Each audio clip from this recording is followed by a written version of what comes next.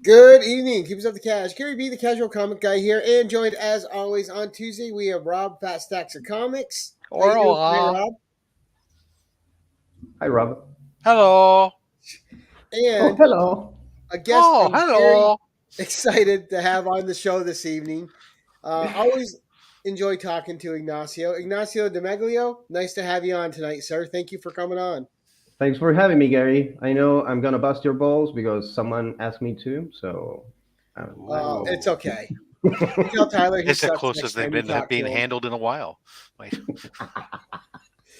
No, well, you guys had that fun thing going on the other day. The hashtag fuck Gary B in the comments with Lee. I think I was the first one to put it in there too. Strangely, it doesn't come from there. It comes from another place. Ooh, you'll have to fill me in later. There's a lot of hate for you going around. I would not be so. It would not be the first time I've had hate for me spreading around, Iggy. I can take it. Yeah, I'm glad. All right, let's say hi to the chat, and then we're going to get to you, sir. So, of course, first in we have Las Cruces. Good evening, buddy. James. Nice to see you. Another one of my favorite people, Jerry the Jitterbug. Great to see you, Jerry. Kenneth, how are you, sir? Another great dude. Joe, how are you, buddy? Nice to see you. We have Warlord coming in behind him. Warlord, how are you? We have K-Pop Junkie, who will be in the hot seat this Thursday. Katie. So just 2 days from now, you can check out Katie on the other show. Marcus here. Nice to see you, Marcus. Hey, Marcus. I get confused now. I see LFG, and all I think of from Gamerspeak is he's looking for a group. Is that what's going on? Let's fucking go. Oh, is that what it is? Yeah. All I'm thinking is looking for group. Yeah, I have to think about that too. Chuck Hensey, who will be on the 1011 soon. Great. Caroline, nice to see you. Shop for Comics has joined us. Thank you for coming in, Shop, and Caroline and Chuck. Appreciate you guys. We have Ken here from Japan. Nice to see you, Ken. Thank you for stopping in, sir. 62 Lefty Blues. Good evening, sir. Nice to see you. All right, people are going to keep popping in. And I think, did I miss C. Bizzle? Let's say hi. If not, I'm sure he'll be in at some point. But Iggy, for those people not familiar with you, yeah, give the 1 minute sell. Whose channels do you often appear on? What do you do? And a little bit about your Instagram or wherever you appear. So my name is Ignacio. I'm from Argentina. I started my travel in this community in the Bruce and Stephanie channel, and from there I jumped to WAC Comics, and from there I kind of stayed. I jumped here and there, but I couldn't BVH. I couldn't leave. This community received me with open arms and dirty jokes and smiles. So I had to stay. Imagine if you endure and you want to stay after doing your first tenure in the community being WAC Comics. Right. That was my first interview ever. And imagine that. Right, if you survived that, you were good from then on. I remember watching the live the day before. They did a live with the people from Not Near Mint. Right. There was Caroline, Rob was Mr. Miracle Man.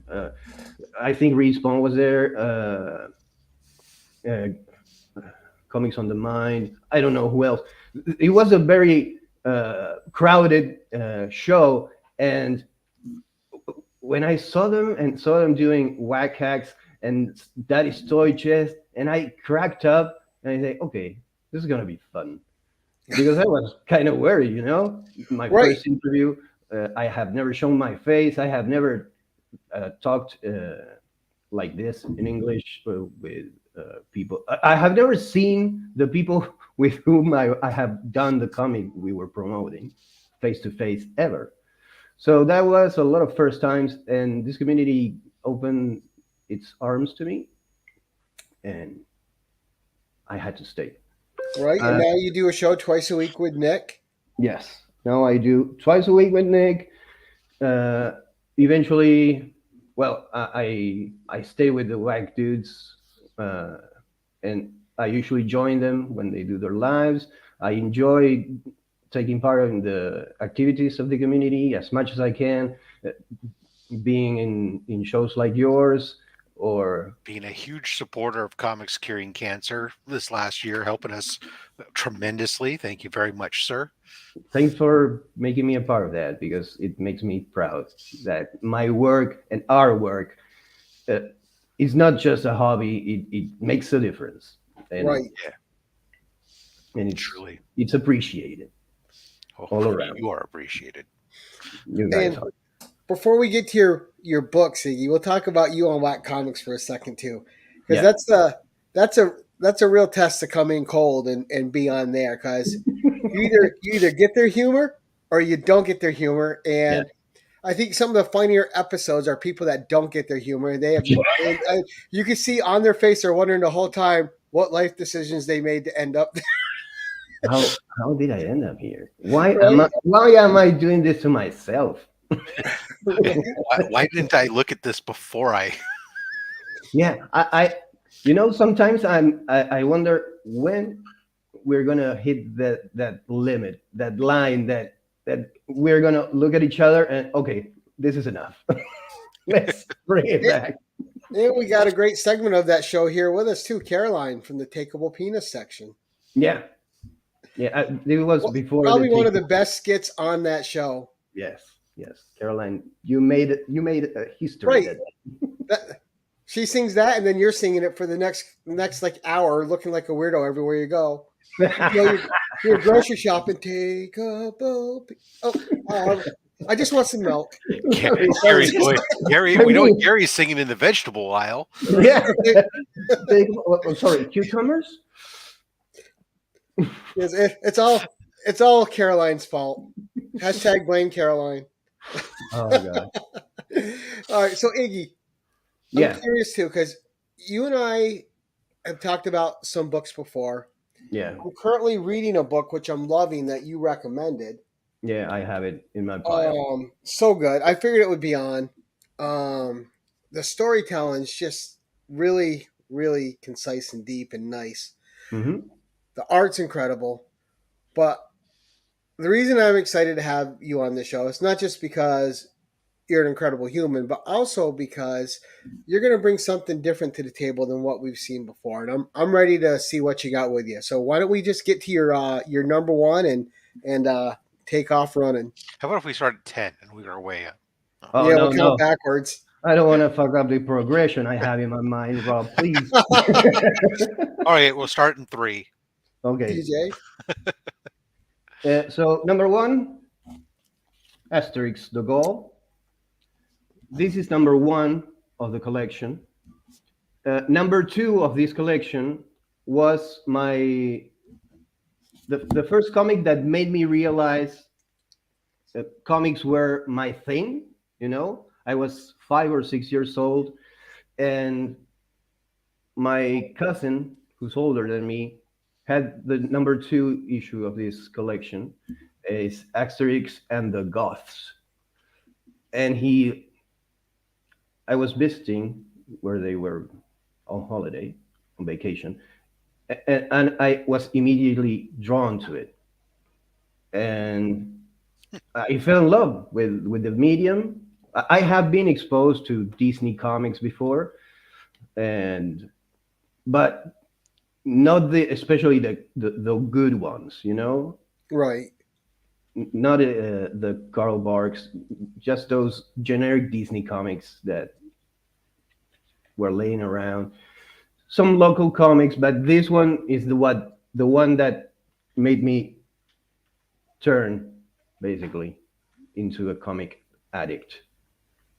Not exactly. That started your journey for real, huh? Yeah, besides, if you haven't read Asterix, guys, you're missing out because it's a beautiful story. If you haven't read it and you don't want to read it now yet, there's a couple of good movies, good CGI animated movies that are gonna give you a really good insight at how good this world is, because it's the story of a small village of French people, Gauls, that are enduring Roman occupation during the Roman Empire, where when Julius Caesar is the Caesar, basically, and they have the magic potion, and that makes them endure the occupation. But it's a humorous book, and the storytelling is so on point, even from the beginning. Each page has a beginning, a middle, and an end, and it forces you to keep reading, but you are already good with that page. You know what I mean? That it's kind of like a comic strip, You're but already satisfied, Sunday, but you can yeah, keep going. exactly. It's like a Sunday strip, that is longer in color, but full albums. I think, well, Uderzo and Goscinny, the authors, are already dead, but the book is still in publication. The new albums are coming out. I haven't read them yet, but it's basically the same look. I haven't read the stories, but Asterix is so big that it has its own park in France. Wow. Yeah, like Mickey Mouse big. So check it out. You won't be disappointed if you like cartoon fun. Right. So it like covers heavy topics, but it does it with a sense of humor. Dude, I mean, they go all around, and this has been adapted to movies with people, live action, animated. These last two animated movies, CGI, are beautiful, and they're basically a perfect adaptation of the comic into the movie medium. Wow. So And it's funny because until you and I talked about it last month, I had never heard of it. I'm sorry, Rob. Go ahead. I nothing. Oh, I'm listening. So basically, you have them having a lot of adventures. Uh, they become gladiators. They have one is with Cleopatra. They go to Britain. They become legionnaires. I don't know. They have they play in the Olympics. It's fucking fun, dude. right. The whole comedy of errors of life, right, for them. Yeah, yeah. And the thing is, and it's a really difficult thing to translate, but the names of the characters from different countries, different locations, are also a joke, But that you will have to read to understand, because I don't know if I can translate the names from Spanish. They are originally in French, so they are translated to Spanish. And so if I translate them to English, I don't think it's gonna work. Too many So degrees of separation there, huh? yeah, yeah, and I'm not that good with English. Well, a great number one, Iggy. Yeah, it is. It is. All right, number two, sir. Number two is, after that, I eventually decided to buy my first comic in the newsstand, and this was it. Ah, It's a mini series, 3 issues. I have them all here because, oh, of course, none of my books are gonna be slab, because that's not my thing. I have only one, and I had it recently. So this was my Batman for a long time. Jim Aparo, I think, draws one of the best versions of Batman. Mhm. And this version, Batman going to Russia and fighting the successor of the KG Beast. I love the size of those books. Yeah, there's a thing here. Books tend to be either bigger or smaller. It's a little difference. Well, no, this is fuck. Let me get no. I have a lot of books that are from either Spanish or Mexican uh, publishing houses. This is Spanish. And I Uh, like the full back page shot of Batman there too. Is nice. yeah, because you know what? These books. This is Brian Bolland. You Yeah, know Brian Bolland's great. this, and let me see. I think there's no. And I love the form Yeah. books too, Iggy, because you never know how they're going to color them. Like Oh yeah. sometimes they change the color palette. They even change the panel sizes and they put different art in sometimes. It's always amazing. Yeah, and there's no ad. There's no ads here.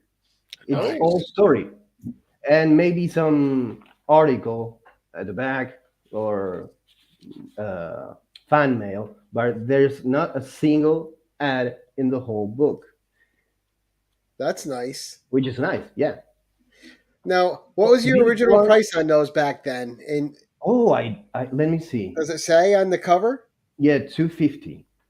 250 what though? 250 pesos. Pass. There we go. Argentina, 220. And we're talking about 1990. In 19, I don't know, I don't remember if it was exactly in 1990, but we had a president here that basically used the funds of the Federal Reserve to make the dollarize the economy and make 1 peso $1 equality Oh, for a long time. Basically, it it bankrupt our country, but during that time, people were happy, of course. 1 peso, $1. We were right. rich. We were rich, dude. So it lasted a long time. So basically, this might have been $2.20 here, give or take. So Nice. this was my Batman for a long time. Just those 3 issues, huh? Not exactly this, but Jimmy But just Paro. that artist and Yeah, until this happened. This is not my next book, but oh, this is the next Batman that basically took the place of this Batman. You right. know, the until the animated series happened, Jimmy That Paro is a was. fantastic cover too. This is a beautiful book made by Chip Kidd. This dude makes some amazing documents of comic history. He's a Batman fan, so he focused on Batman. And I had the pleasure of meeting Chip when I was his translator for a graphic design convention. And he uh, gifted me this book, one by Alex Ross that he edited too, and Batmanga. He did the compilation. Chip Kidd is an awesome dude. Chip Kidd, for those who don't know who he is, you know his work. And this is what I always say because people immediately know what I'm talking about. Have you seen Jurassic Park? Have you seen the Jurassic Park logo? He did that for the book cover for the Michael Crichton novel. Oh And wow. that became the Jurassic Park logo everywhere. So this is the dude. We're talking about a top level A game, A list graphic designer that loves Batman so much that he takes time of his career to go to Japan and take pictures of the original pages of the. I don't think it was if it was. I think it was officially licensed to Japan, Batman, and a dude named Shiro Kuwata did what is called Batmanga, and it's their version of Batman. And Oh I have it wow. around. I didn't put it here, but it's quite a thing. No, that's okay. It'll be for a different show another day. Yeah. Yes. So this is a combo of Batman, my first Batman, and the Batman that replaced Jim Apato's Batman, the animated series, Bruce Timm Batman. Nice. That's my Wow. book number 2. That's all right. Good introductions. All right, number 3, sir. Number 3, Jodorowsky and Juan Jimenez, an Argentinian artist with a Chilean writer. Wow, what a cover. The Meta Barons. This blew my mind when I saw it. This is number 2 of the series because it's the only one I could find when I had the money and bought it. Now there's not Ryan, and not a lot of editions going around, and the omnibus for all this series, it's kind of lame because it's not the same size. These European volumes are quite Right, that beautiful. format's amazing. It's amazing because you see the art in great detail. Look at this, dude. I'm going to have to search this up. Dude, this is Juan Jimenez, the artist, is kind of I don't know, he's a legend, at least here because he's Argentinian. And this is a very bizarre, interesting story because it's a story about a family of space warmongers during several generations, and the story basically is the story being told by one of the robots that's a servant for the last Meta Baron that has no name. Here he is. Let's see. This is the last Meta Baron, no name. His name very is ominous. No name. Yeah. So it's the story of the robot. You can see him here. The robot is a little service droid telling another robot that has a failure in his memory chip, the story of their master, the last Meta Baron. That's not going to bear a progeny because the curse of the Meta Barons are they're so good that they can basically overcome any difficulty. And their family tradition is the son has to kill the father to become the Meta Baron. So, yeah, and there's very bizarre. How do you say? Dad, I'm here to kill you now. Oh yeah, yeah. It's my That turn. is proud, and they clone themselves. There's one that has at some point loses his head because one of the rituals for the Meta Baron, the cast, is to have a biomechanic, cybernetic part, because one of the first Meta Barons it's cursed with he floats. He has no weight.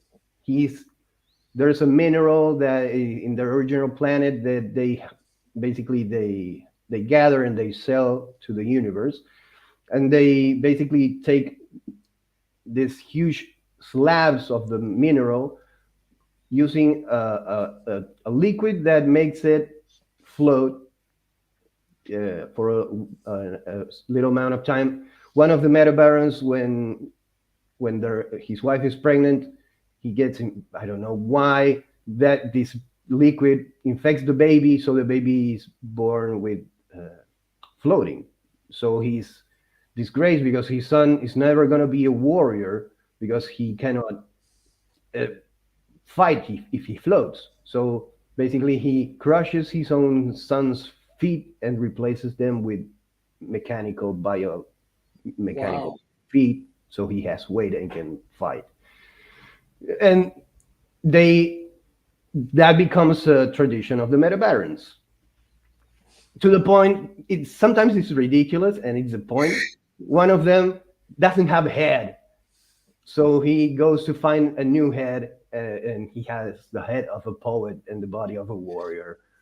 It's really insane, but it's a really interesting and very well done space opera that I love.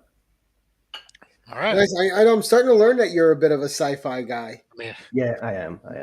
As a matter of fact, the one of my future projects has the cast of the Meta Barons as the main source of inspiration from me and from the writer, which is kind of cool because we didn't know until we talked about it. We were kind of in the developing process, and I told him, dude, I'm using the cast of the Meta Barons. I don't know if you know it. And he told me it's one of my favorite.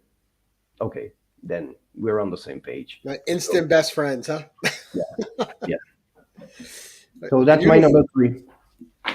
Beautiful. I mean, and the legend says that Juan Jimenez could do 1 page a day. Okay, I'm gonna show you one of these pages. 1 page a day. It's insane, dude. It makes me feel so bad as an artist because I've shown you that. I mean, you can see I love those ships. a lot of ships. There's a lot of space combat, a lot of space creatures. There's Damn it, Ignacio, show me the bubble helmets. let me search for. Well, I think you have one there. Yep. There. Let me see. There's a fair amount of different races. I mean, they're all human.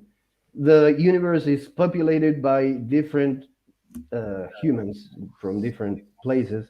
Where every human is an asshole, of course. I would expect nothing less. Stop knowing us, universe. Yeah. And I don't know if any of you have read Jodorowsky, but this is the story. That I knew I remember it correctly. You know, see, there's a baby and he has weights on his feet because he floats. The poor little sod. So it's a really interesting You're gonna kill me one day, so I'm gonna crush your feet. So, his father trains him to endure pain. Wow. Yeah. It's a really harsh family to be a part of. I mean, you have to kill your dad to see.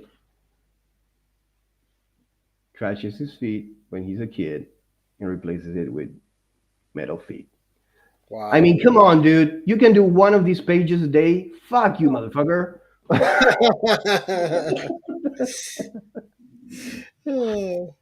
Just a master of his craft. That's all, Iggy. Yeah. Ben Parker saying pretty stunning. We have Nick stopping in.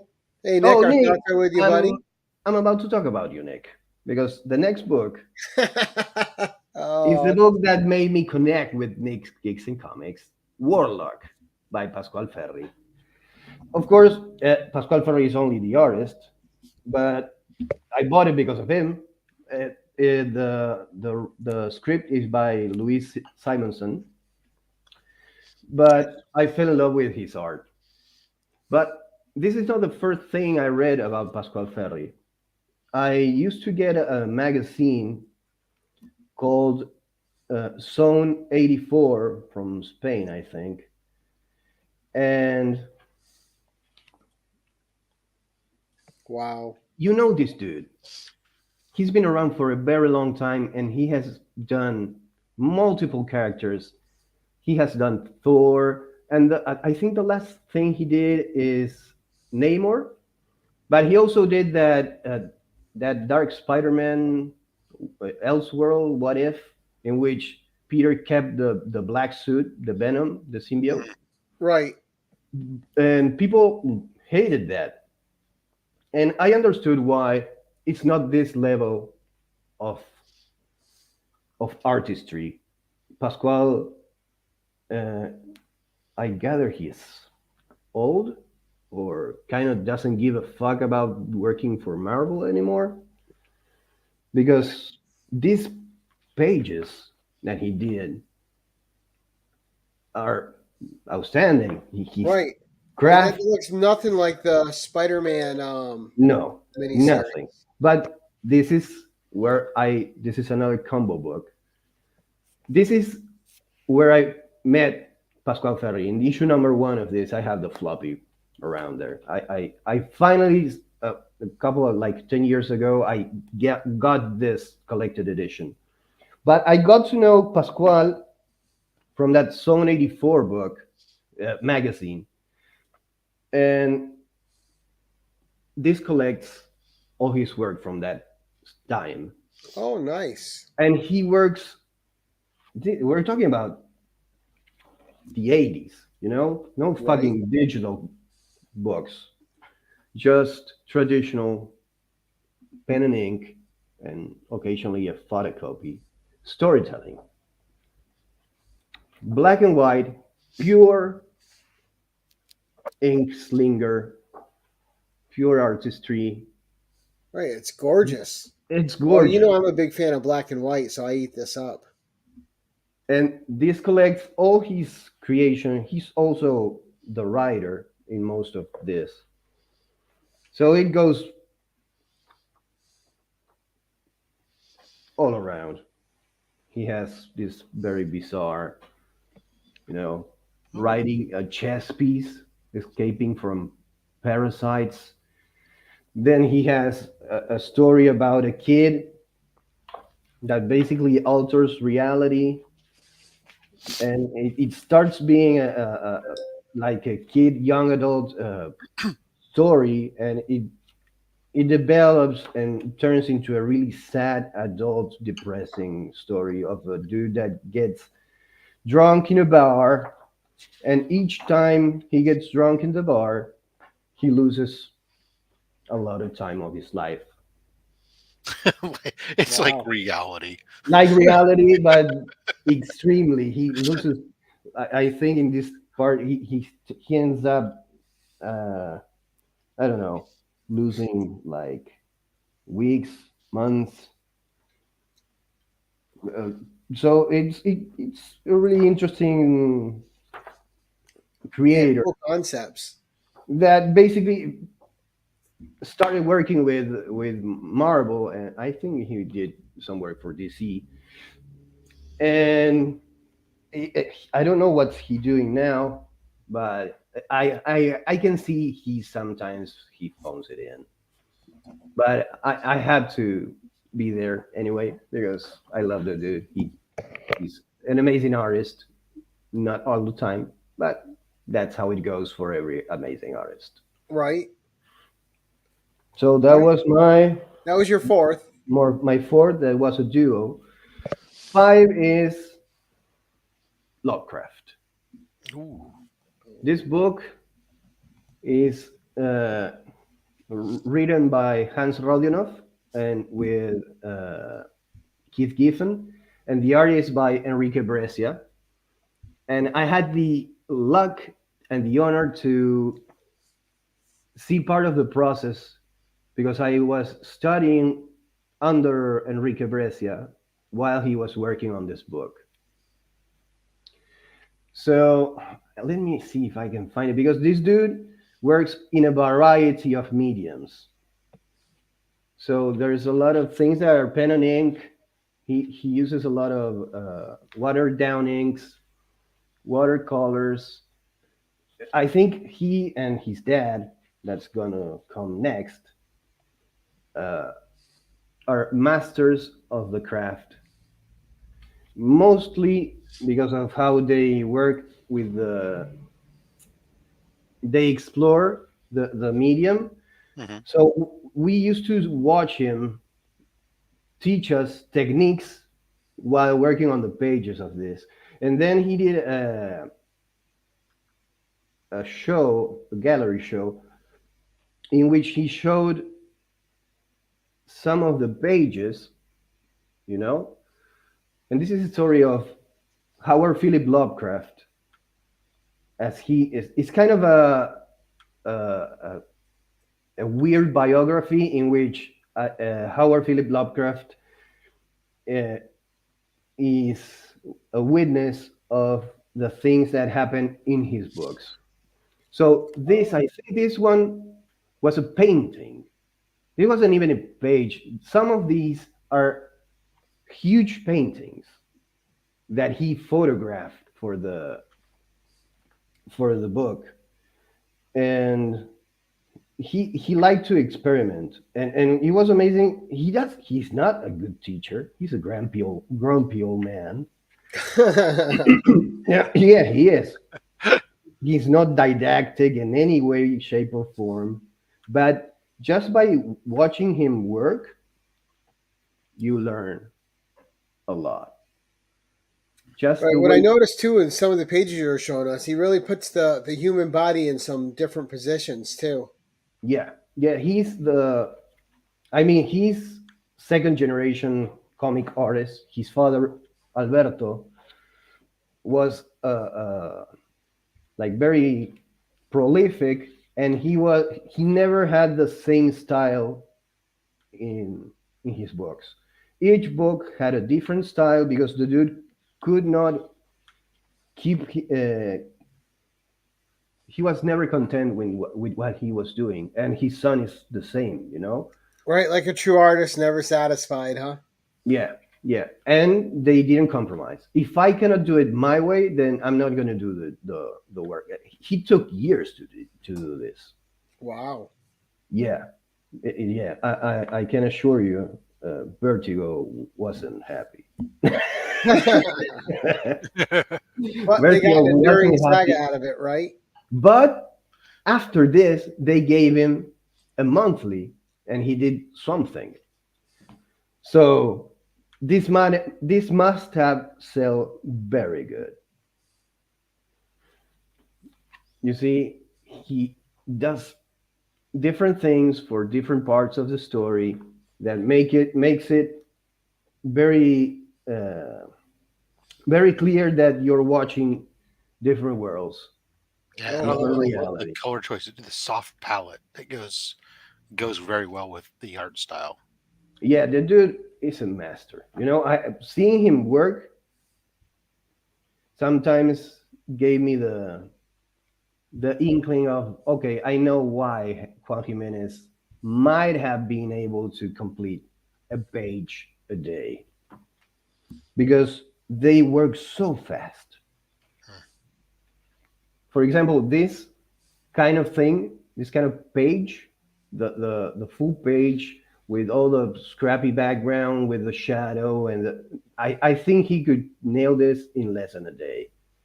Seeing him work, I don't know how much it took him to do that page, but knowing him and seeing him work, I think he could spit that in less than a day, which is amazing. right. But then again, it took him a couple of years to complete this book, and it's a beautiful book. If you like Lovecraft and his mythos and maybe his life, not maybe not him as a person, because he was kind of a neurotic asshole, but he is depicted as a neurotic asshole in the book, which is good. Right. Keep it a little true, right? Yeah. So So many of us. Lovecraft, excellent book. From Of course, most of my books are because of the art, because Right. I am known to drop a book if they change the artist. And I take it Cthulhu makes a few appearances in there, huh? Yeah, yeah, yeah. And that, of course, Lovecraft is one of my favorite horror writers. So that's a no-brainer. And after Enrique Brescia, we follow with his dad, Alberto Brescia. Ah, And as you see, this is the best edition of this book that you can buy here in Argentina, which is, you can see, sure. Rub it in. pretty cheap. It's pretty cheap. It's soft cover, not even the paper is quite good, but So, it's does that contain the same stuff that this edition I have has? yeah, I think Same it's stories? yeah, same Okay. stories. The full shebang. I like the size of the book you have, though. That's nice. I mean, that's why I'm not fully enraged, because there's two versions of this book. This uh, Coliwe editors version. I think they're the only ones that hold the right to print this in Argentina because they only print this horrible book with amazing art, interior art, but a horrible presentation. And there's the other version that is a pocket-sized version of this book, which is awful because it's like a quarter size of this. But you don't want a pocket-sized version of that art. Oh, And come on, and with the dude. way the text is in there, that would make it really hard to read. Yeah. It is. I have both versions, and of course, the pocket-sized version is awful. I mean, it's good enough. The printing is good enough that you can see the in the pocket-sized version. You can still see what's going on. Right. This is I in my opinion, but I'm biased because I'm Argentinian. In my opinion, this is where Frank Miller stole 300. Ah. And maybe Gary can attest to that because it's the story of 300 told from the point of view of this dude, Mort Cinder. Because Mort Cinder, despite the fact that he dies, he comes back to life. And I'm the on a story, story right now where he's dead. Oh, so this is a D. No, sorry. He did. He comes Now back I do like your What, Club Rob? of Baby Seal version of it over there. what? The book's so big you could club a baby seal with it. I like that size, the size you have over there. Yeah, but I haven't having seen the pages inside the Fantagraphics edition because this is very stark black and white art. But if you make it big in the Fantagraphics edition, I don't know how. I think they must have get a hold of the originals because you can see the texture in the blacks, which is kind of amazing. The black is black. There's no nuance in the strokes. There's no brush stroke. There's no gray tone. Right, like here I can see different degrees and textures in mine. Yeah, which here I cannot. Definitely cannot. There's a mastery in Alberto Brescia's ink work. See, this always amazes me. This scene, for example, how does he make it work? The silhouette, the background, the detail. This dude is one of those dude that fucks you up as an artist because you say, "Oh, I know I want to do this, but I know I can't. But I'm gonna lose years of my life trying to mimic this motherfucker." And the thing is, he does this only for this book. In the next book, maybe he uses ink wash and a more cartoony style. Nice. So yeah, he's an asshole. He was an asshole. And this is him, Ezra Winston, the owner of the antique store, is based of him. So he made himself the main character of the story because Mort Cinder is not the main character. The main character is Ezra Winston, who's a British antique shop owner. Yeah, antiquarian, right? Antiquarian, thank you.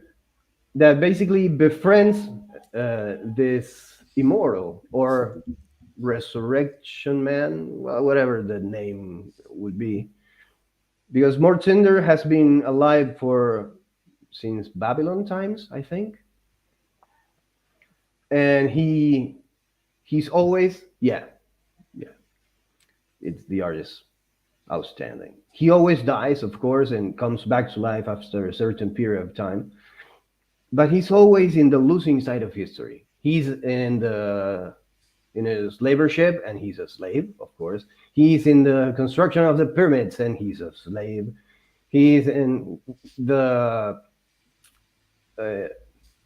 siege of the Thermopylas with the Spartans, but I don't think he is a Spartan. I think he's an Oplate, or the name escapes me. One of the second tier warriors.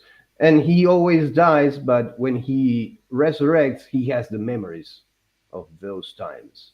So he remembers all his life. That's cool. I mean, what's the purpose? What would be the purpose of resurrecting if you don't remember what you were before? Yeah, and the frame of the story is that he's in this antique shop with Ezra, the owner, and they are, I don't know, sipping tea and talking about, oh yes, this I was there, dude, I was there when that happened, and he tells him the story. I And think I'm reading the sometimes, story now where he's gonna find Mort Cinder. I'm reading the one right now where he got the spider, yeah, the and then it the left a mark on his hand. yeah, that's the in this book, that's the first story. Yeah, it's the because second one in this one. because it tells you, well, no, in this one, the first one is Ezra, is the first one is the Egyptian mirror, I think, the scribe that dies while basically reviving a piece of Egyptian history, and the second one is the one in which he finds Mort Cinder. Yeah, and it's a product of its time. There's a lot of maybe redundant dialogue sometimes, but Hector Herman Westerheld, the writer of this book, he's a legend here, was very experimental also with his writing, and he had his own publisher. He was his own publisher. He had a couple of publication. One was war comics, one was westerns, one was sci-fi. There's not a lot left of that, but there's some collected editions. So he tried to do things differently with each artist he worked with, and I That's cool think, though. yeah, and I think his work with Brescia is one of his best work. Also, his work with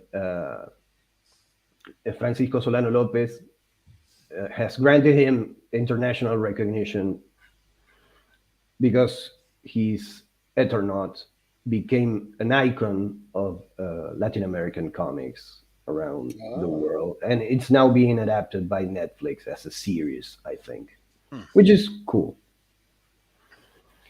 So that's my 5, 6. I don't know. that's your six. Yep, on to number seven, buddy. Number 7, we're going a little bit more modern with in a Spanish version of my first exposure to Joe Madureira. As you can see, in Spain, Patrola X. Petula. Patrulla X. Oh, okay. Yeah, especially in Thank Spain, you, Joe. Spaniards need to change things to make them their own. So eventually I saw this. I don't know how old I was, 14, 15. And I think those storm torpedo titties basically hooked me. And after that, of course, I saw Colossus and Wolverine, and The torpedoes. yeah, Take and I out an eye with that thing. Watch out. yeah, Oh, dude, Iggy was looking to get shot down. yeah. And then you open the book, and Madureira's art is so good, so good. And this is a kind of a silly book, The X Men are playing baseball. Nothing more USA than the X Men playing baseball. And I fell in love with this dude. I already, I don't know if I knew. Yeah, I think I knew. Yeah, I have been buying the Jim Lee's X Men, but this dude, his art resonated with me. His manga influence, and I had to have it, and I have a lot of his work, and I'm glad that he's finally completing his Battle Chasers series, but he's not drawing it. So this dude became a legend during the 90s and the 2000 odds. and then he went to video games and quit comics. He Wow. that traitor. Right. You How, know, how it's dare you follow the money? yeah. I mean, I gather he made some amazing video games. For what I can gather, I'm not a gamer, so I cannot attest to that. And follow his passion too, right? He Yeah, probably has a lot of fun doing it. and the thing is, I don't really care about his storytelling. I care about his artistry, his character designs, his the way he handles shapes, and the way he frames the image. So he still does some amazing design work for his video games. So I'm happy, even if he's not Nice. making comics. But this is my first exposure, and he basically influenced me a lot. And I'm Oh, so glad. you draw torpedoes now? Yeah, yeah. I started drawing torpedoes. I had to. I had to. So this is a series of books. The following books are is a series of first exposures to, in this case, Joe Madureira. Right. The All right, next so let's book, get to number 8. What's your next first exposure? the next first exposure is Wildcats X-Men. First Oh, exposure to this motherfucker of an artist. Some may say this is the best comic artist in the game right now, but I would argue that he has to do comics to be the best comic artist, and he doesn't do much comics lately. That's great. But this is Travis Charest or Chattist or however you want to call him. I call him a wow, that train motherfucking panel is amazing. genius, dude, dude, dude. The like the kind of like 3D perspective of it and the scale. Wow.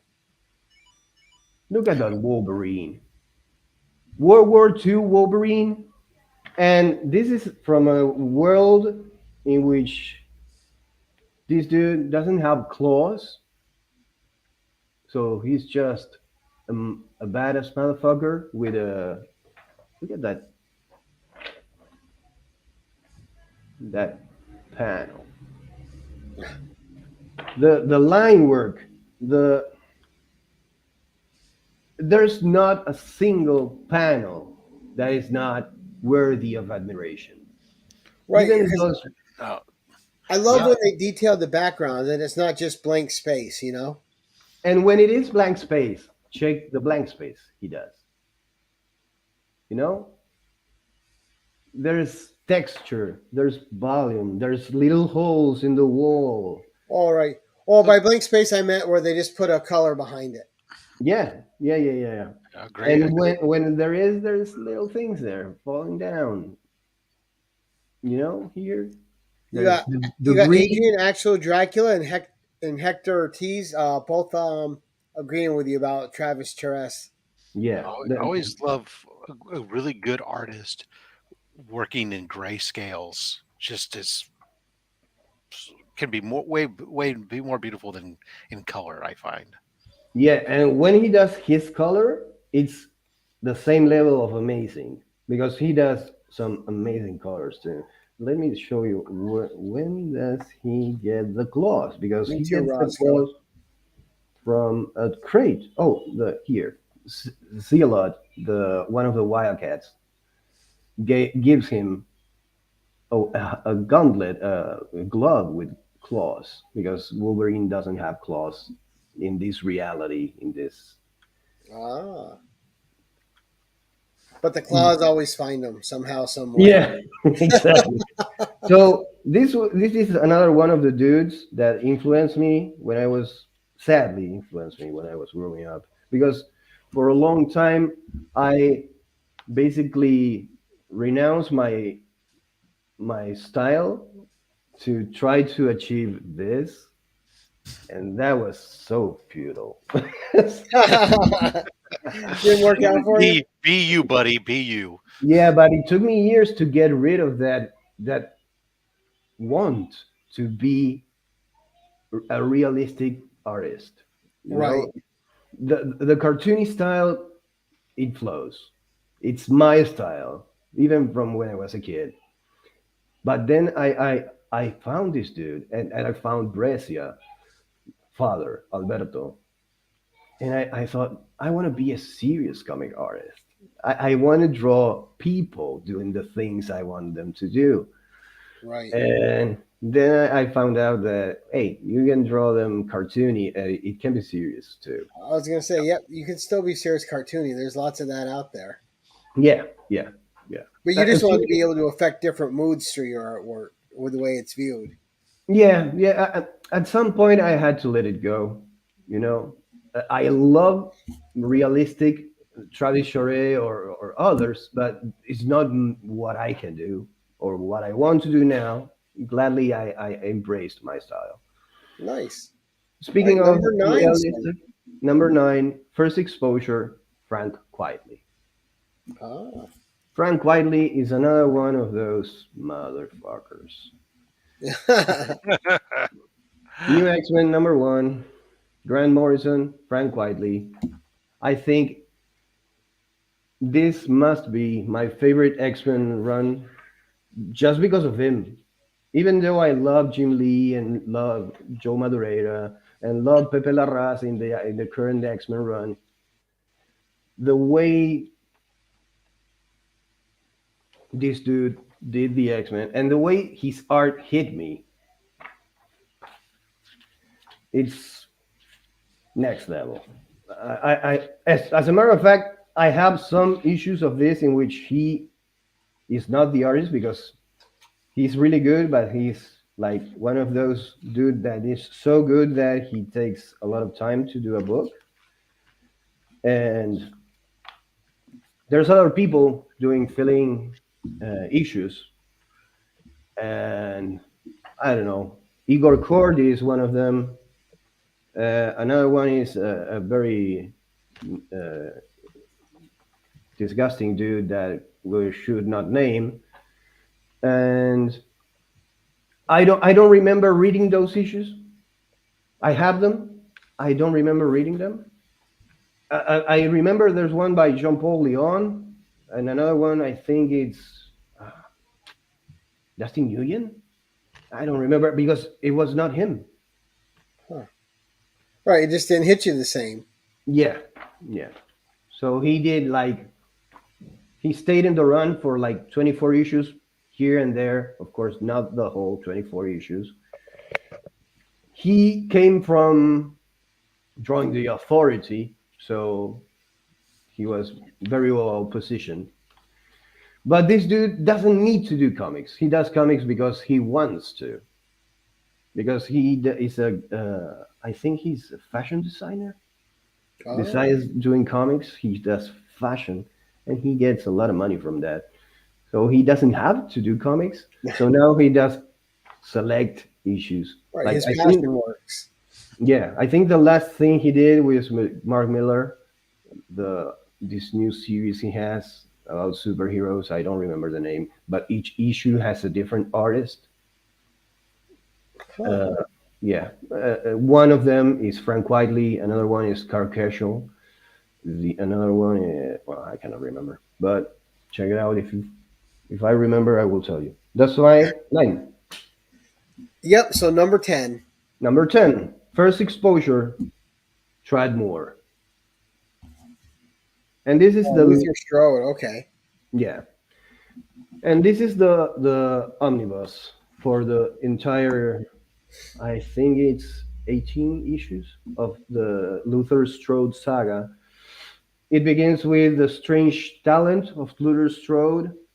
Then it follows that 6 issues, then 6 issues of the legend of Luther Strode, and then the legacy of Luther Strode. And you can see here from the get-go, this dude mostly is an amazing artist, but he also is really good with dynamic storytelling and with fights. His fight sequences, his action, his violence, because this is an ultra violent, gory book by Justin Jordan. And So he doesn't have to pull any punches. He can just let it go. oh no, dude, all the punches land and all the punches draw blood. It's ultra violent, ultra bloody. I mean, A little bit of the old ultraviolence mulattoes. yeah, and the premise of the book is this scrawny little dude gets bullied at school, and then he finds a book that makes him strong. A book like in the vein of Charles Atlas, Right. that strongman exercise book. He starts exercising and he becomes a powerhouse. And then you cannot bully him anymore because you Yeah, cannot he'll dodge crush you. his balls anymore. And from there, he gets, of course, this. You can see his power, the possibilities of what his adversary is going to do. So this dude, Tradmore, he basically made me look at my own skills as a storyteller and level up. Of course, Nice. he inspired me to make things that I thought were cheating, like trails. When you throw a punch, making a trail from where it comes to where it Right. The show lands. action. Yeah, I always thought of that as too cartoony and kind of cheating. And this dude makes it so well here that I thought, okay, I can do that too. And of course, violence, lots of violence. Teenage angst has a body count. Yeah, but Right. the thing is that this first 6 issues are teenage angst. He's angry, he's revenge driven, but then he's kind of a dark superhero. But then in the legend of Luther Strode, he's already a superhero.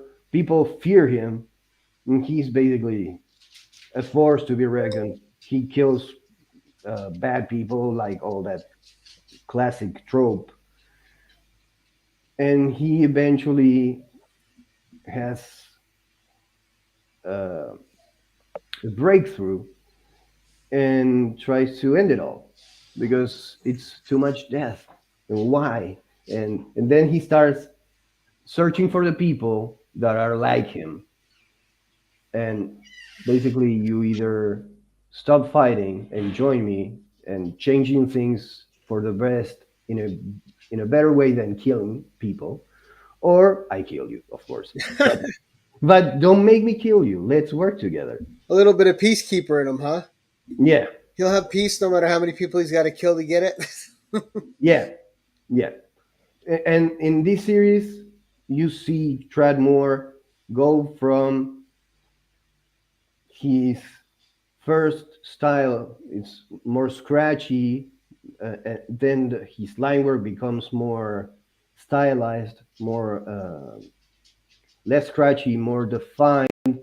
And then after this, he did Silver Surfer Black.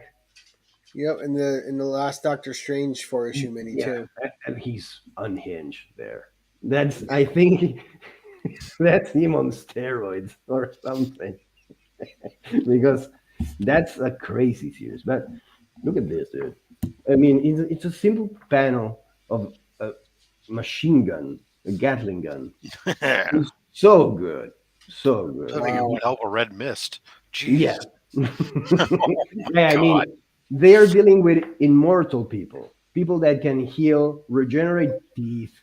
Imagine being fighting people like Wolverine from different ages. But this little girl, that's his girlfriend, Luther Strode's girlfriend, she's immortal. She doesn't have powers. She has the biggest set of balls in the whole comic. But she's the And only it looks mortal. like she's enjoying her work. Oh, yeah. Yeah. So, first exposure, Treadmore, epic epic level artist, one of the modern masters with Daniel Warren Johnson.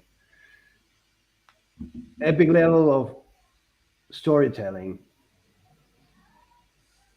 amazing. all around.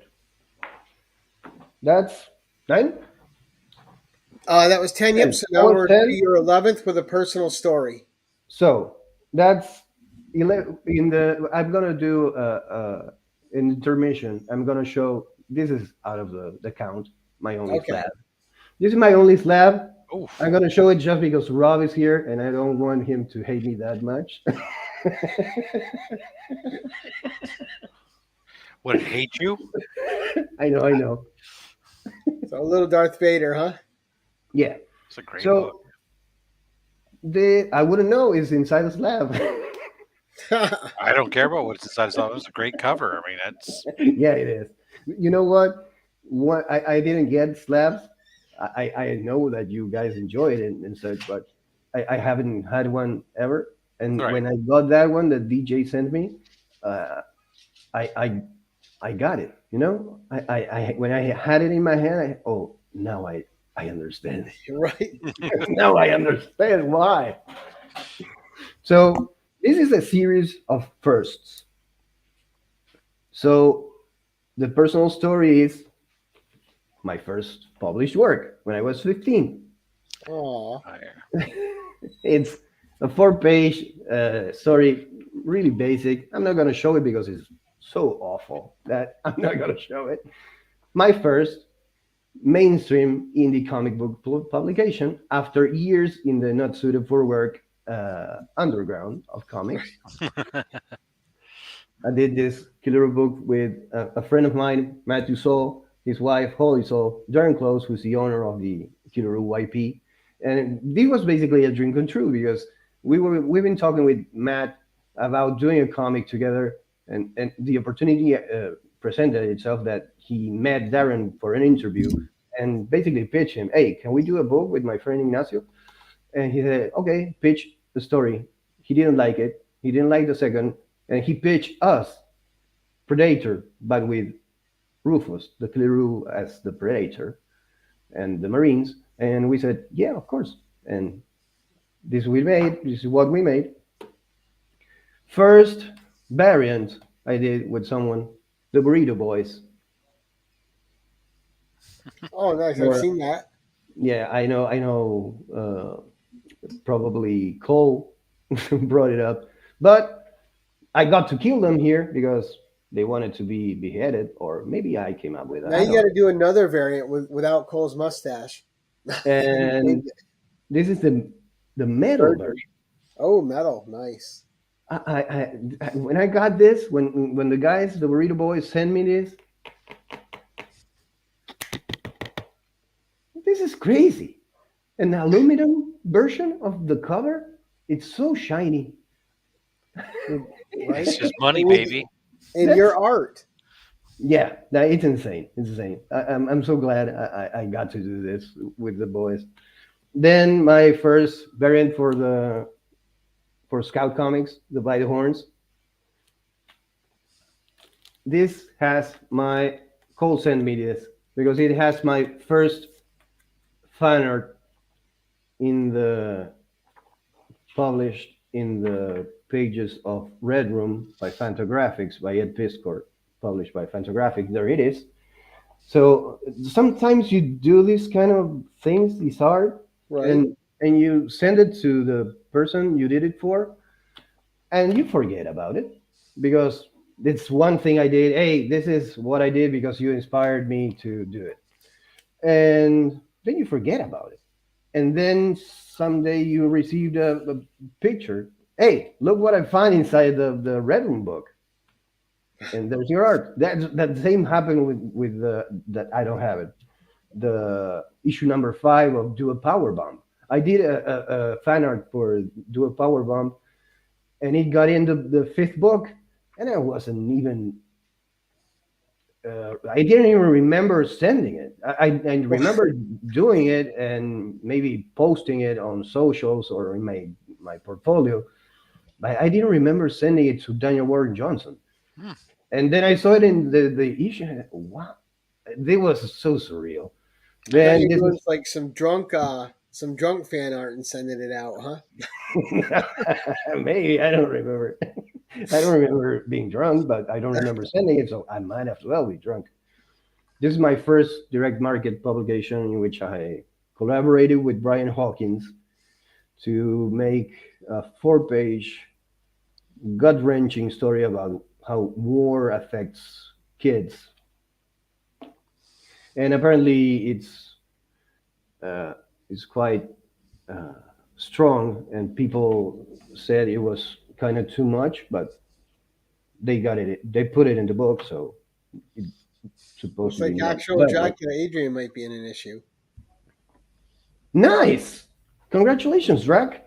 It's really surreal to see your work published in a comic you admire. And because I always thought when I was a kid, reading these books, oh, I'm glad that these people get to be in the fan galleries, in the fan mail sections. But I always thought, why would the same mind from the ass of the world in Argentina, of course, but also it's not up to the level of that I want to show and the level that I'm seeing in the book. So now I don't really care. I mean, I know I'm at a good level of my craft. Right. I don't really care if I'm up to the standard that I should have in my mind. I just do it and send it, and that's how And that's I. just the standard in your mind. You may be exceeding those standards when your art's out there, but you don't feel that way. Yeah, yeah, and that's how Hey, Gary, are you suggesting that we are our own worst critics? I am. I've never heard that before. I know, right? It's a new concept. and sometimes that attitude, well, and this community has helped me a lot with my self-esteem and with being so supportive of my work has made me feel more secure about my work. You went online and got an ego boost? Yeah, that's crazy, right? What kind of wackadoodle world is this? Hey, this is the fake community, the fake comic community we live That's in. what happens in the fake community. They lift you up instead of tearing you down. In that case, I'd rather stay in the fake community. Oh, did we get Me labeled too, as a huh? fake community again? Not again, but I'm gonna keep Again, bringing it up. still, whatever. It's just fun. So that's my really cheating number 11 with this personal story. That's right. It was a theme. It's good. That's okay. I'm hoping that your spec picks a self one of your works as well. No, my Oh, spec come pick. on! Always My spec on yourself. spec pick. Wait until you see this, Rob. All You right. should always Let's- spec on yourself. This is my spec pick because what says spec more than Rob Liefeld? Rob Liefeld. Blood Wolf, huh? Blood Wolf number 1. The first Ignacio now has the first troll of a spec pick on the show. And I don't have a Turok number 1, but I probably wouldn't have used it because how ridiculous. I wonder how many copies of these are there. Well, we know one made it to Argentina.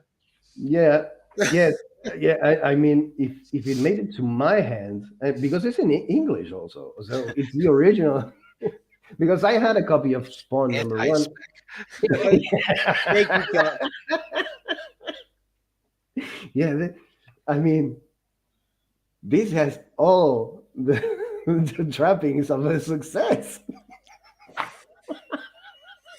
A successful trash dump. Oh God, what a time for comics. You know what that book says? It says, "I got paid." Yeah, Right? yeah. It sure does. How much money do you have that you get to produce this inconsequential comic book in massive amounts? Oh, he said you're one of the people that inspired him to get drawn again. I'm glad. And now I'm he's glad. drawn every day. Look at this, man. These stories of this community being supportive and whatnot, it doesn't compute. Well, that's what we do. What a nice bunch of people y'all are. Hey, how come you don't like this? Rob, look, bubble helmets. This has it all. This this Blood Wolf character is the best of Wolverine, the best of Lobo, and the best of Rob Liefeld and his company. Yes, absolutely. You should make Blood Wolf shop Ignacio shopper's character. No, I would love to have a hair. Either that or it'd have to be Killaroo. no. So that's Now, if you my had to be drawn anti-spec. as a superhero, Iggy, who would you want to be drawn as? Who did you, I don't want to. who did you draw yourself as when you did? I draw Black myself Cards? as Cyclops Okay. because I really like because with the blue hood, Cyclops doesn't have hair, so that works for me. Most of his face is Never covered. about the hair, you hippie. I was like, Cyclops has a lot, but with the blue one, you can't tell with the blue uniform. Exactly. So that's that's what I drew myself as in the whack cards, Nice. but I don't want to put things in Shop's mind. If he's ever gonna draw me, he draw me as I one. don't Of know. I his. was just curious after it got brought up. I'm like, I wonder who Iggy thinks himself drawn as when he thinks about it. It's like the other day I was asking Nick who would he cosplay as because we're both bald and who could we cosplay as? I always think the only person I could cosplay as is Spider Jerusalem from Transmetropolitan. You know, he's bald, he doesn't have a beard, he has a tattoo, weird glasses, and that's it. Right, and only so many people can be Professor X, right? I will tell yeah. you that if you're worried about accuracy when you cosplay, being a bald bearded white man who's fat is not conducive to a lot of cosplay accuracy. You just have to go and Henchman. do your own thing. You have to go Oh, henchman. I could be the Blob. Oh, hooray! But he doesn't have a beard. And then, but you still have to put a wig on for him. Yeah, you have to sacrifice the mustache and the beard. No, Yeah. So no way. that's why you go. Okay, well, I guess I'm doing steampunk versions of everything.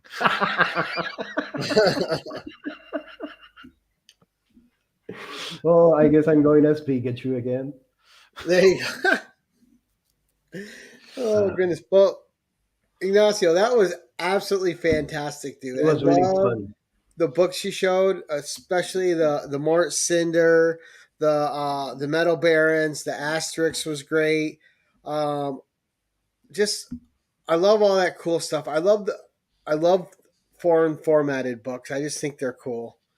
And, Yeah, I tried to bring things that maybe people hadn't seen before, or maybe besides the part of the books that were my first exposures. I know people know Madureira, Charest, Tradmore, but the other part maybe people didn't know about some of those things. So it's a pleasure to bring new things to the community.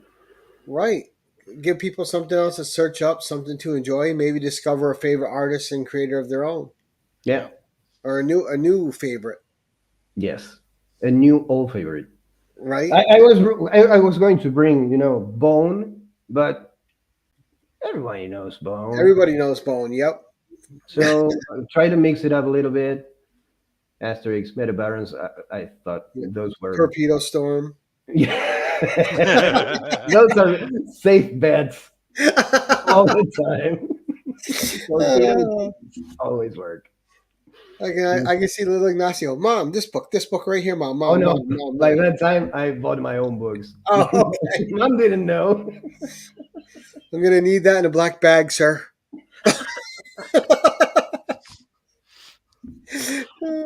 Oh, good. Great stuff, though, Ignacio. Thank you so much for coming on and spending time with us, dude. That was amazing. Thank you for And having me. I always love the extra stories and the history that you give with the things that you pick up. Thank you. And I love the sound of my voice. Yeah, well, and having an artist perspective on the books is always fun too. Yeah. Yeah, it's just a different view. You look at everything differently. Yeah, it's just like when you talk to Justin Birch and about a book. It's like different view. Yeah, different. yeah, And yeah. you get to pick up different things. Yeah, because we think about, okay, this needs more space. The handling of the space in those panels. Yeah, People don't usually think about that. You read a panel, maybe 3, 5 seconds, and you move yeah. on. When you're used to dealing when it's something that you're what you do, you see it from a different perspective, and being able to share pieces of that is eye opening, which is great. And Yeah, that's what I've been enjoying about the Mort Cinder, Ignacio, is the panel setup. yeah, yeah, Because and this thing plays with panels in a lot of different ways. yeah, and I didn't mention this, but this was published in a landscape format first. Oh, I can So tell. so it has to be adapted to that format, which is interesting too, because there's a design work there behind this iteration of the book, because every publication that Westerheld did, I think it was Frontier and Mr. X, they were all landscape books, because it was the norm here during that period of time that comics were a landscape format. Huh. Who knows why? Yep. Right? You never know, right? That's cool, though. Mm, no, you Maybe some never fun know. history to that to look up at some point. Yeah. Well, fantastic show. And of course, I want to thank Rob for being my co host again. And everyone in the chat, thank you guys so much for coming out. Please go follow Iggy on Instagram. His link is in the description below. And if you haven't subbed up my co host, Rob, why not? Go sub him up too while you're there. The heck. And just follow these fine gentlemen. Iggy's always got great stuff. If you check out Rob's channel, all sorts of content on there for you to peruse, all sorts of different things. But thank you guys all so much for coming out. And we're just going to go around the horn real quick and see what my guests have. We'll start with you, Rob. What's coming up with you? Well, Gary, I went to a con on Thursday, and or last on Sunday. So on Thursday's video, it'll be Short Box Live, or Nice. how I learned to stop worrying and bought a Grail. Yes. For those of you who know your Atomic bomb reference. Right. exactly, yeah. So I made a purchase. And so that'll be revealed on Thursday along with a contour video. And then Saturday we got only slabs. We'll have Excelsior slabs from Instagram on. If you're not familiar with him, crazy golden age book stuff, including when he peruses Instagram, and just amazing stuff. A lot of even some Frazetta Buck Rogers and stuff like that. Wow. Just like so. Patew, I'll be happy. Yes. Nice. So, Iggy, what's coming up for you, sir? Well, I started my road to do my episode of Only Slabs with my first slab, and I don't know. I'm around. Probably this Thursday we might have a whack live. We might not. There's no tuner dads this week. Not tuner dads for a couple of days. We're taking a break. We needed the time. I'm working like crazy. I'm trying to make a original graphic novel, and it's a lot of work. So I'll be around, maybe in the chat, maybe in the screen, but I'm always there.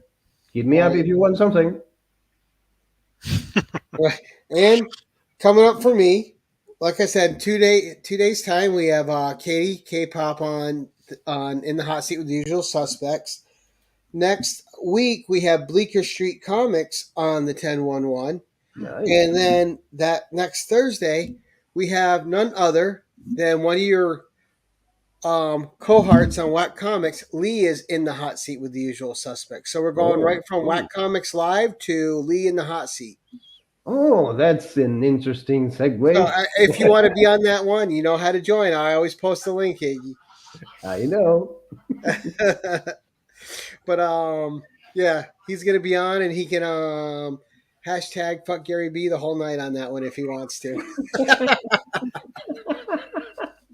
But that's it, guys, for the show. Thank you all again so much. That was great fun. And until next time, keep it casual. Casual.